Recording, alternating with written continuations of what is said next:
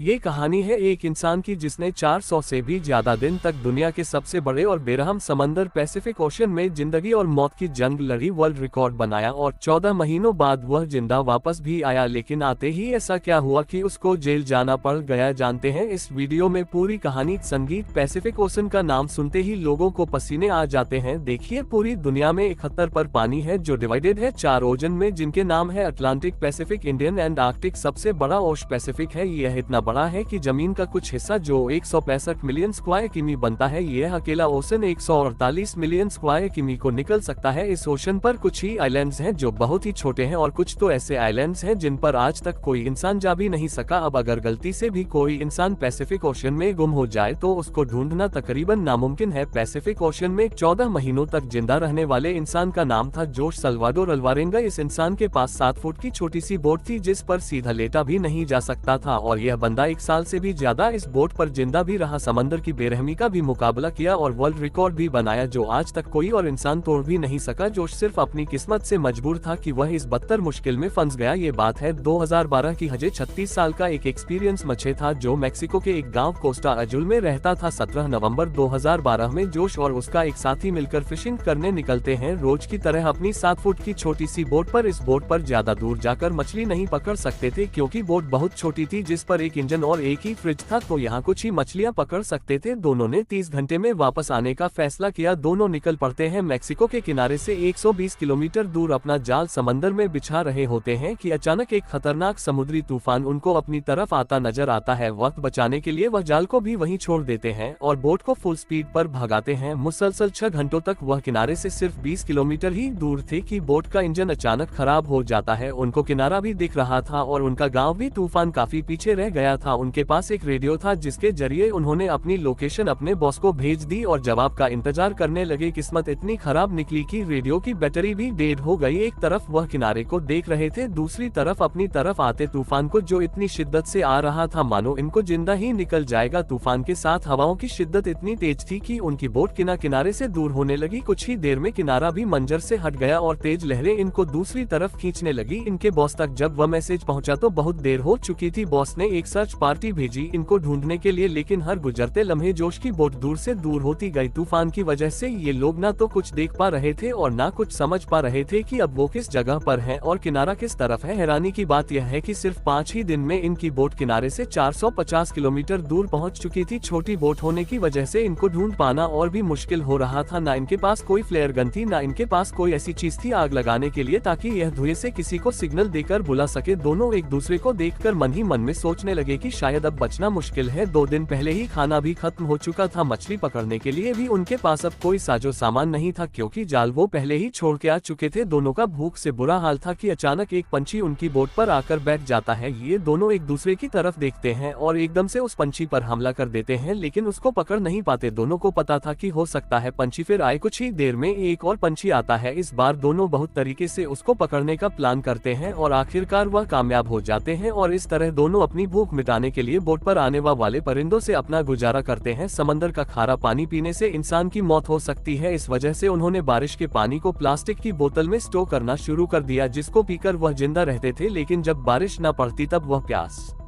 बुझाने के लिए मछलियों और टर्टल्स का खून पीते थे, लेकिन वो भी तब जब वह उनको पकड़ने में कामयाब हो जाते थे। दिन गुजरते गए और फिर महीने। ये दोनों जिस मेंटल टॉर्चर से गुजर रहे थे वो इमेजिन करना भी हमारे लिए बहुत मुश्किल है। आखिरकार जोश का साथी यह टॉर्चर बर्दाश्त न कर सका और 4 महीनों के बाद उसने सुसाइड कमिट कर लिया और अब बोट पर सिर्फ जोश अकेला था और उसके चारों तरफ पानी ही पानी था जिसको देखकर उसको जिंदगी की कोई उम्मीद बाकी नहीं नजर आ रही थी। लेकिन अपने हालात से तंग आकर वह जैसे तैसे जिंदगी गुजारने लगा। मैप्स में देखा जाए तो एक अंदाजे के मुताबिक हॉर्स पैसिफिक ओशन के इस हिस्से में मौजूद था जिसको दुनिया का खामोश तरीन हिस्सा माना जाता है क्योंकि यहाँ से सिर्फ कार्गो शिप्स ही गुजरती है। मैक्सिको के किनारे को छोड़े 6 महीनों से भी ज्यादा हो चुके थे और इस दौरान जोश ने अपने साथी को भी खो दिया था। इस वजह से वह काफी ज्यादा फ्रस्ट्रेट हो चुका था। एक दिन जोश को दूर समंदर में एक कार्गो शिप नजर आती है। पिछले 6 महीनों में ये पहली शिप उसको नजर आई थी और यह मंजर देखते ही उसमें जिंदा रहने की उम्मीद फिर से वापस आ गई। जोश ने कार्गो शिप की तरफ हर मुमकिन इशारा करने की की कोशिश की, लेकिन बदकिस्मती से शिप इतनी दूर थी कि जोश को वह ना देख सके और देखते ही देखते जोश की नजरों से वह शिप भी गायब होने लगी और वह ये सोचने लगा कि शायद मेरी किस्मत में मरना ही लिखा है। दोस्तों जरा सोचो, 6 महीने तक आप दुनिया की ऐसी जगह पर टको जहाँ पर आपको दूसरा इंसान भी नजर नहीं आता, और अगर एक लंबे अरसे के बाद आपको कोई दिखे लेकिन वह आपको ना देख सके और गुजर जाए तो आपको कैसा लगेगा। 11 महीनों के बाद वजह अपनी इस छोटी सी बोट पर 8000 किलोमीटर ट्रैवल कर चुका था। उसके कपड़े भी फट चुके थे और उसके पास खुद को सनलाइट से बचाने के लिए ये सिर्फ एक अंडरवेस्ट ही बचा। आखिरकार वह घड़ी आ गई जब किस्मत जोश पर मेहरबान हुई। फाइनली 439 दिन बाद 30 जनवरी 2014 को उसे अपने आसपास नारियल तैरते हुए दिखाई दिया और आसपास कुछ पंछियों भी मंडरा रही। यह नजर देखकर वह समझ गया कि आसपास कोई आइलैंड जरूर होगा। फिर उसे दूर एक आइलैंड दिखाई दे रहा था। उस आइलैंड तक पहुंचने के लिए उसे करीब आधे दिन का समय लगा। जैसे ही बोट उस आइलैंड के करीब पहुंचा वो बोट से जंप करके आइलैंड की ओर तैरने लगा और फाइनली महीनों गुजारने के बाद वह एक ठोस जमीन में पहुंच गया। दरअसल इस आइलैंड को इबनटोनी कहा जाता है, जो कि दुनिया का सबसे छोटा आइलैंड है। ये ऊपर वाले का चमत्कार ही था कि हवाओं का रुख कुछ इस तरह से उसके बोट को मोड़ दिया कि उसका बोट उससे छोटे से आइलैंड की ओर ले गया। अगर वह गलती से इस आइलैंड तक नहीं पहुंच पाता या फिर थोड़ी सी हवाओं का रुख इधर से उधर होता तो वह आइलैंड तक कभी पहुंच ही नहीं पाता, और फिर अगर वह जिंदा बच पाता तो शायद 5000 किलोमीटर दूर फिलीपींस के टापू को ही देख पाता। पर जोश की किस्मत अच्छी थी कि वह इबनटोनी आइलैंड पर पहुंच गया। यह उसके लिए एक वरदान साबित हुआ, मानो मौत के मुंह से निकलकर उसे नई जिंदगी मिल गई हो। थोड़े बहुत एरिया का जायजा लेने के बाद उसे एक घर दिखाई दिया। कुछ देर बाद उस घर से एक इंसान निकल के आया। करीब 14 महीने तक समुद्र में गुजारने के बाद वह पहली बार किसी जिंदा इंसान को देख रहा था। ये देखकर उसके आंखों में आंसू आ गए। उसकी कहानी जानने के कुछ ही देर बाद वहां पर लोकल पुलिस पहुंच गई। जोश अपनी पूरी जर्नी पुलिस वालों को बताया, लेकिन उसके बातों पर यकीन करने वाला कोई नहीं था। भला 438 दिनों तक कैसे कोई एक छोटे से बोट में जिंदा रह पाता, वह भी बिना खाए एक लाश को देखते हुए। जो उसने अपनी बातों को साबित करने के लिए अपने बॉस को कॉल किया, जो उसे मछली पकड़ने के लिए भेजा करता था। उसके बॉस ने भी ये पुष्टि कर दी कि हाँ, जोश मेरे लिए कम करता था और 1 साल पहले वह समुद्र में खो गया था। अब क्योंकि वह किसी और कंट्री में पहुंच चुका था, वह भी बिना वीजा के, इसलिए कुछ दिनों के कानूनी कार्यवाही करने के बाद उसे वापस मैक्सिको भेज दिया गया। लेकिन ये जर्नी अभी खत्म नहीं हुई थी। जो उसके मित्र जिनकी आधे रास्ते में ही मौत हो चुकी थी, उनके घर वालों ने जोश के नाम पर केस कर दिया, ये कहते हुए कि जोश ने अपने दोस्त को मार के ही खा लिया होगा। कुछ दिनों के कानूनी दावपेच के बाद जोश को छोड़ दिया गया। उसके कुछ दिन बाद उन्होंने एक बुक 438 डेज पब्लिक किया, जिसमें उन्होंने अपने पूरी कहानी को लिखा था। जाने अनजाने में अपनी जिंदगी को बचाते उन्होंने एक ऐसा वर्ल्ड रिकॉर्ड बना दिया जिसे तोड़ने की हिम्मत भी कोई नहीं करना चाहेगा। जोश की कहानी हमें इस तरह प्रेरित करती है कि जिंदगी में चाहे कितनी भी मुश्किलें आ जाएं, हर मुश्किलों का समाधान जरूर होता है। वीडियो एंड तक देखने के लिए शुक्रिया। मिलते हैं अगले वीडियो के साथ।